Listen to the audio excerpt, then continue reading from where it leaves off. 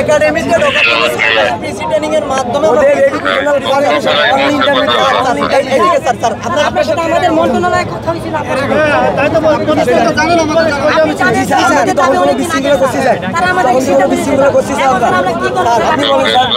আরেকটু ক্লিয়ার করে দিই বর্তমান সময়ে যে বিএসসি আর ডিপ্লোমার মধ্যে একটা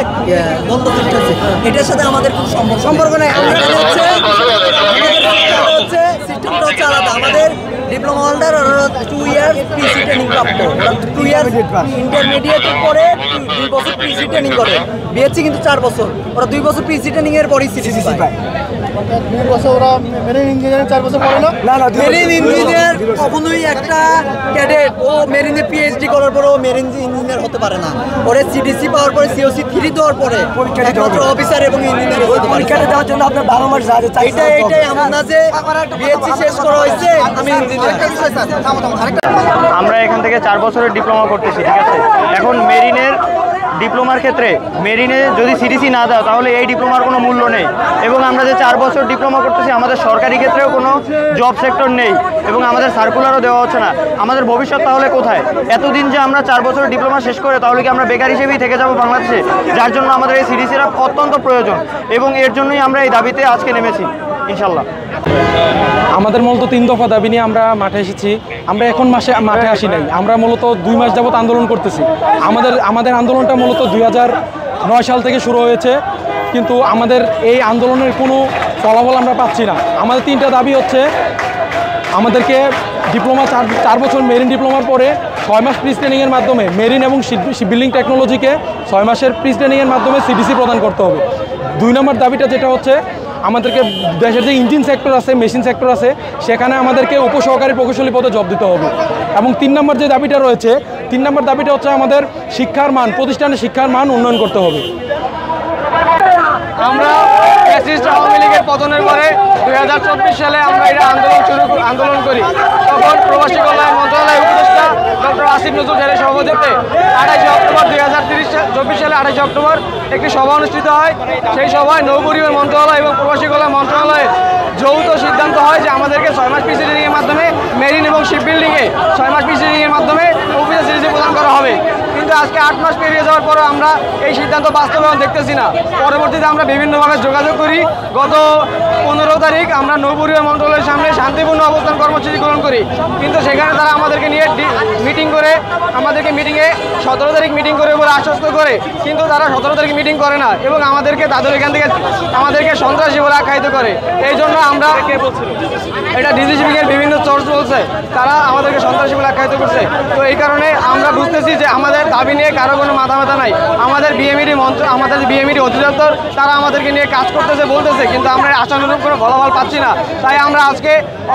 অবরোধ করেছি এখানে আমরা এই আমাদের প্রজ্ঞাপন সেই সিদ্ধান্তের প্রজ্ঞাপন জারি হওয়ার আগ পর্যন্ত আমাদের এই আন্দোলন চলবে অবরোধ চলবে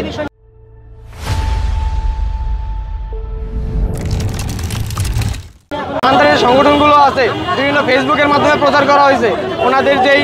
বোমা সংগঠন আছে বা বিভিন্ন মেরিনারদের যে সংগঠন আছে বর্তমানে যারা চিঠি পাচ্ছে ওনাদের বিভিন্ন সংগঠন থেকে আমাদেরকে সন্ত্রাসী হিসেবে আখ্যায়িত করা হচ্ছে বলা হচ্ছে আমরা ডিজিসিবিং ঘেরাও করে সন্ত্রাসী কর্মকাণ্ড সন্ত্রাসী পরিচয় দিচ্ছি এগুলো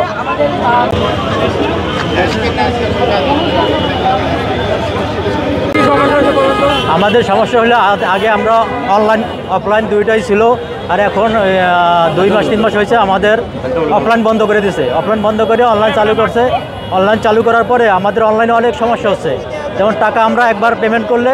ওটা নিয়ে যাচ্ছে কিন্তু নিচ্ছে পরে আবার পেমেন্ট করলে আবার 2বার নিয়ে যাচ্ছে টাকা আর আমাদের অনলাইনে ফাইল দিলে 10 দিন 15 দিন 20 দিনও পরে থাকে আর অফলাইনে ফাইল দিলে আমাদের ধরেন 4 দিন 5 দিন সময় লাগতো কোন যা ফাইলে আমরা জেনে নিয়ে যেতে পারতাম বা হয়ে যেত তাড়াতাড়ি এবং অনলাইনে ফাইল দিলে ধরেন আমার কাট হয়েছে কাট হওয়ার পরে ধরেন অনেকে দেখে যে টিকিট কাটছে টিকিট কাটার পরে ধরেন এয়ারপোর্টে চলে গেছে এয়ারপোর্টে যাওয়ার পর দেখে যে আমার অনলাইনে তার কাট নেই অর্থাৎ এখানে কী হলো আমার টিকিট মারি গেলো আমার অনেক টাকা মারি গেলো আবার এখানে যাত্রী হয়রানি বিএমইটি ঘুরতে হয় বিএমইটি এডিসি স্যারের কাছে আসলে বলে এটা আমরা জানি না মিনিস্ট্রি চলে যান মিনিস্ট্রি গেলে মিনিস্ট্রি বলে এটা সমাধান করতে সময় লাগবে 1 মাস 2 দিন সেদিন আমি যেমন মিনিস্ট্রিতে গেলাম 4 জন প্যাসেঞ্জার দেখলাম তাদের অনলাইন কার্ড দেখে টিকিট কাটছে টিকিট কাটার পরে এয়ারপোর্টে গেছে এয়ারপোর্টে যাওয়ার পরে ticket check online card check করে অনলাইন কার্ড নাই এখন কী করবো যাত্রী ফেরত চলে আসছে এটা একটা হয়রানি আমাদের অনলাইনের জন্য আমরা এজেন্সি রিক্রুট এজেন্সির আমরা আমরা রিক্রুট এজেন্সি আমরা সব ভাই বলবেন আমরা যতটুকু বিএমইটি এর একটা গভর্নমেন্ট একটা সরকারি প্রতিষ্ঠান, আমরা যারা বিএমইটি লাইসেন্সের মালিক আছে এরা অনেক কষ্ট করে আমরা ভিসা সংগ্রহ করি। আর ভিসা সংগ্রহ করে একটা লিমিটেড যুদ্ধ আছে, বাইরে যাইতে চায় এদেরকে আমরা অনেক কষ্ট করে একটা ভিসা ইস্যু তৈরি করি, একটা ভিসা দেই। এই ভিসা দেওয়ার পরে এরা কি করে, একটা বিএমইটি ছাড়পত্র ছাড়া আমাদের এই বিদেশি যে কোনো রাষ্ট্রে হোক আমরা যা দিতে পারি না। আমাদের দিতে হলে অবশ্যই বিএমইটি লাগবে, মেন পাওয়ার লাগবে, ইমিগ্রেশন ছাড়তে হলে মেন পাওয়ার লাগবে। কিন্তু এই মেন পাওয়ার জন্য আমাদের যে কী পরিশ্রম করতে হয় এটা পৃথিবীর মানুষ জানে না। কিন্তু আজকে আমি আপনার মাধ্যমে আমি এই পৃথিবীর মানুষরা জানতে চাই এবং কি রেমিটেন্স যোদ্ধা যাদের আছে তাদের কাছে আমরা এই বিষয়টা ওপেন করতে চাই, তারা বুঝুক যে আসলে এরা কী করতে চাইতেছে বিএমইটি। এখানের মূল বিষয়টা হলো যে আপনি যে সেক্টর এটা বিএমইটি, এটা কিন্তু আমাদের প্রবাসীদের নিয়ে কাজ করে। মানে প্রবাসীদেরকে জাস্ট ছাড়পত্র তারা দেয়, ভিসা ভালো মন্দ তারা দেখে, কিন্তু আমাদের যে 3000 এজেন্সি আছে সারা দুনিয়ার থেকে আহরণ করে যে ভিসাগুলো নিয়ে আসে, এটা একটা হয়রানির কারখানা হয়ে দাঁড়াইছে। কারণ একটা সিস্টেমে ভিসা আনার প্রক্রিয়ায় আমি ভিসা আনলাম,